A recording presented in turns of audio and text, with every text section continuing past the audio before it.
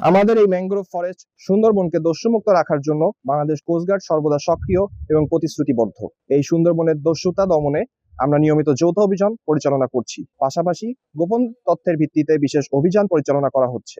আপনাদের অবগতির জন্য জানাতে চাই, বিগত ১.৫ বছরে বাংলাদেশ কোস্টগার্ডের ধারাবাহিক অভিযানে সুন্দরবনের কুখ্যাত ডাকাত করিম, শরীফ, নানাভাই, ছোট সুমন, আলিফ ও আসাবুর বাহিনীর মোট ৬১ জন সদস্যকে আটক করা হয়েছে। এছাড়াও পরিচালিত অন্যান্য অভিযানগুলোতে ৮০টি বিভিন্ন ধরনের আগ্নেয়াস্ত্র, ৫৯৯ রাউন্ড তাজা গোলা, ৩০৮ রাউন্ড ফাঁকা গোলা, ১৯৫০ রাউন্ড এয়ার গানের গুলি জব্দ করা হয়েছে এবং দস্যুদের কবল থেকে ৭৮ জন জেলে ও ৩ জন পর্যটককে উদ্ধার করা সম্ভব হয়েছে।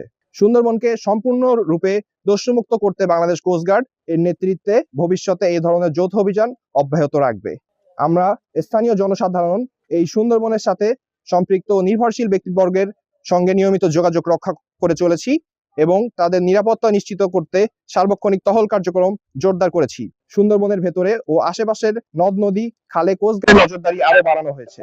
একই সঙ্গে এ সকল ডাকাত বাহিনীর কয়েকটি আস্তানা শনাক্ত করে সেগুলা গুড়িয়ে দেওয়া সম্ভব হয়েছে এবং তা অব্যাহত রয়েছে।